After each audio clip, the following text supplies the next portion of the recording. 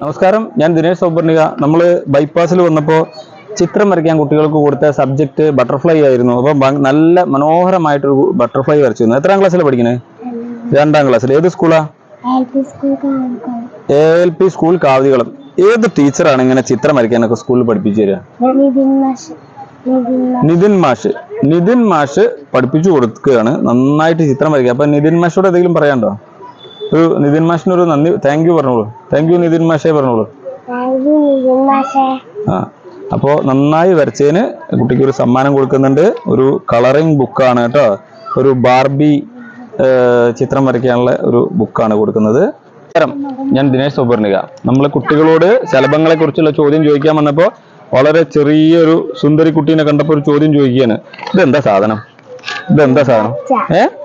പൂമ്പാറ്റ. പൂമ്പാറ്റേനെ കണ്ടിട്ടുണ്ടോ? പിടിക്കുവോ പൂമ്പാറ്റേനെ? ഇല്ല. ഇത് നല്ല ഭംഗിയിൽ കളർ കൊടുത്തിട്ടുണ്ട് കേട്ടോ. നല്ല ഭംഗിയിൽ കളർ കൊടുത്തിട്ടുണ്ട്. പേര് പറഞ്ഞോളൂ. അഫ മറിയ അല്ലേ? ഐഫ മറിയ. ഐഫ മറിയ ഏത് സ്കൂളിലാ, ഏത് അംഗനവാടിയിലാ പഠിക്കുന്നത്? എവിടെയാ പഠിക്കുന്നത്? സ്കൂളാണോ കോളേജാണോ അംഗനവാടിയാണോ? അംഗനവാടി. അപ്പൊ അംഗനവാടി പഠിക്കുന്ന കുട്ടിക്ക് നമ്മളൊരു ചെറിയ സമ്മാനം കൊടുക്കുകയാണ് കേട്ടോ. എന്തിനാ ഈ സമ്മാനം? ഈ സമ്മാനം എന്തിനാ? പൂമ്പാറ്റേനെ ചിത്രം വരച്ചേനല്ലേ? ഇതാ. നമസ്കാരം, ഞാൻ ദിനേശ് സൗപർണിക. നമ്മളുടെ ബട്ടർഫ്ലൈ ക്യാമ്പയിന്റെ ഭാഗമായി ബൈപ്പാസിൽ വന്നപ്പോൾ കുട്ടികളെ കൊണ്ട് മനോഹരമായ ചിത്രം വരയ്ക്കുന്ന കുറെ കുട്ടികളെ കിട്ടിയിട്ടുണ്ട്. അപ്പോൾ ബട്ടർഫ്ലൈ ആണ് നമ്മളുടെ സംസ്ഥാന ശലഭം ഏതാണെന്നുള്ള ചോദ്യമായിട്ടും ചോദിക്കുന്നത്. എത്രാം ക്ലാസ്സിലാ?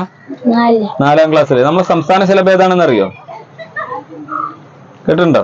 ഏതാ? ബുദ്ധ. അതിന് വേറൊരു പേരുണ്ട്, ബുദ്ധ എന്നുള്ളതാണ്. ബാക്കിയും കൂടി ശരിക്കും പറയാ. അപ്പൊ ഞാൻ പറഞ്ഞുതരാം കേട്ടാ, ഒന്നുകൂടി ഓർമ്മയിൽ ഉണ്ടായാൽ മതി. ബുദ്ധ മയൂരി എന്നുള്ളതാണ് നമ്മളെ സംസ്ഥാന ശലഭം കേട്ടോ.